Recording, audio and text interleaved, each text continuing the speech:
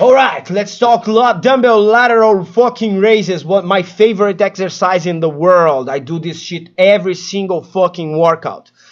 For developing your strength, you are isolating the lateral head of the shoulders and the front head of the shoulders, and you are giving an meh stimulus to your rear delts also. Outside of that, you are giving a gnarly stimulus to your forearm flexors, the extensors, I think, the forearm extensors, and yeah, extensors because flex, extend. Okay, and the thing that I like the most about the dumbbell lateral raises is because it gets my traps going, you know, and I love training my fucking traps because I don't really try to isolate my shoulders when I'm doing lateral raises because I like to go a little bit heavier. Um, and here's the thing. Since we are talking about heavier, let's give the score about strength. Lateral raises are not meant to be used for strength at all. You can essentially not even think about strength on lateral raises. You essentially don't even think about how much weight you are moving. You don't really plan on like I need to progress on fucking how much weight am I putting on dumbbell lateral raises. So for strength is a one for sure. Because if you do that and you try to like work on the 8 to 12 rep range and you are focusing solely on like I'm going to increase the amount of weight that I'm using, when you reach right around 35 pounds 40 pounds, it starts to become it starts to demolish your shoulders. Like every time that I trashed my shoulders, I was trying to become like to be like doing super heavy dumbbell lateral raises. I would use that like do one side at a time and hold myself to a doorway to create a pendulum and try to go as fucking heavy as possible. My shoulders look like shit. All I did with that was injured essentially my shoulder. So no bueno for strength. Is a fucking one.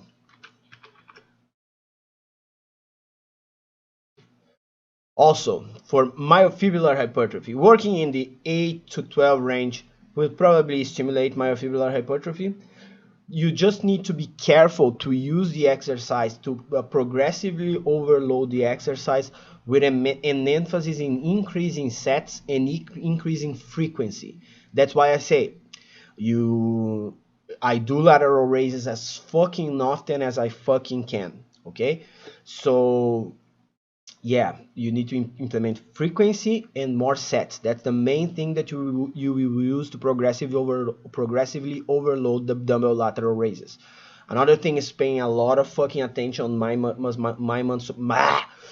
muscle connection and like focusing on feeling your delts moving the weights.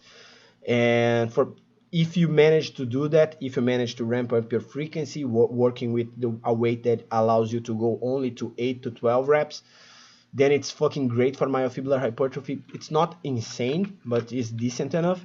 So decent enough to the point that I would program that for sure. But it's for sarcoplasmic hypertrophy that the dumbbell lateral raises get like, fuck yeah, that's my mojo, baby. It's when you work dumbbell lateral raises, what you need to be trying to do for sarcoplasmic hypertrophy, the main purpose of fucking dumbbell lateral raises is sarcoplasmic hypertrophy. It's where the movement really shines, okay? And when you are doing dumbbell lateral raises, you need to go to 15 to 25 reps, okay? And your goal is this. Your goal, when you finish, your shoulders need to be burning so much that you want to fall to the floor. That's the goal when you're doing fucking dumbbell lateral raises. When you think I can't do it anymore and I'm doing all these stupid faces like everybody looks stupid as fuck doing dumbbell lateral raises. This applies to when they're going heavy too. And when you think, no, I need to stop doing this because I look like a retarded motherfucker, uh, go beyond, go for more reps, even more reps, do a drop set, do implement some special metabolite techniques, because it's when you go to the absolute maximum reps that you can that the dumbbell lateral raises will make you feel yoked as fuck. It's the best move to do that. It's the best pump in the gym, in my opinion. It's the pump that make me feel like, yo, yeah, I'm fucking jacked. Like arms don't do that, chest don't do that. Lats do it a little bit when my lats are pumped. I walk with invisible lat syndrome. I think that I'm way bigger than I am, but this one like, yeah, start walking like this, and shoulders pop into the sides. It's fucking awesome. Sarcoplasmic hypertrophy is a fucking full score for sure. Pimba.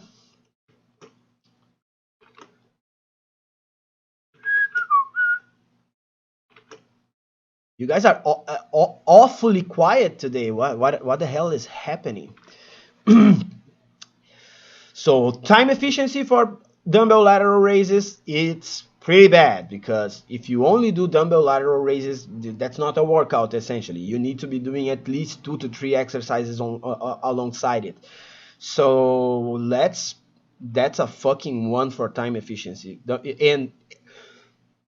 And you need to be doing a fuck ton of fucking reps. So the best usage of the fucking movement is using like a fuck ton of fucking reps, is introducing metabolic stress, is forcing your body to combat the acidity that is going to damage the muscle. That's the goal. That's what are going to provide cell swelling and make your fucking muscles look bigger. So time efficiency, terrible. It's fucking one. Raw. Now the learning curve is stupid simple, although it's so fucking weird. It's a movement that people manage to screw up, and I can't believe it. It's like when you ask somebody to throw a punch. Sometimes you say like, "Yo, bro, let me see how you throw a punch," and they do something crazy like they throw their and it moved backwards and shit. It's like the person had no clue of how to move their fucking body.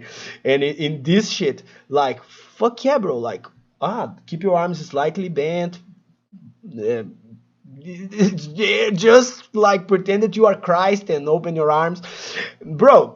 It's so stupid fucking simple to execute this exercise, and people manage to screw it up.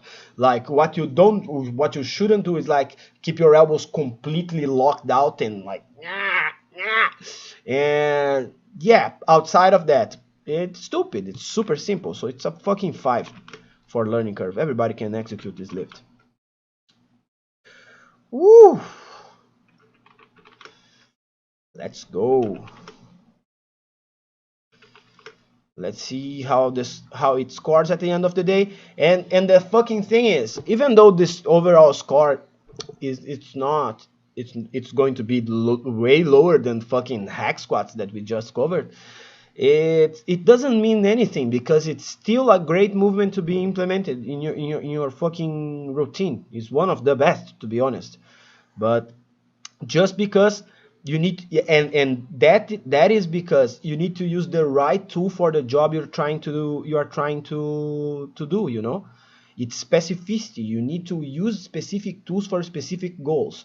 If you want to have complete shoulder development, you need to have a great move for sarcoplasmic hypertrophy and a great move for myofibrillar hypertrophy. They are two different mechanisms. They work in conjunction. It's when you combine both that you have the best gains that you can.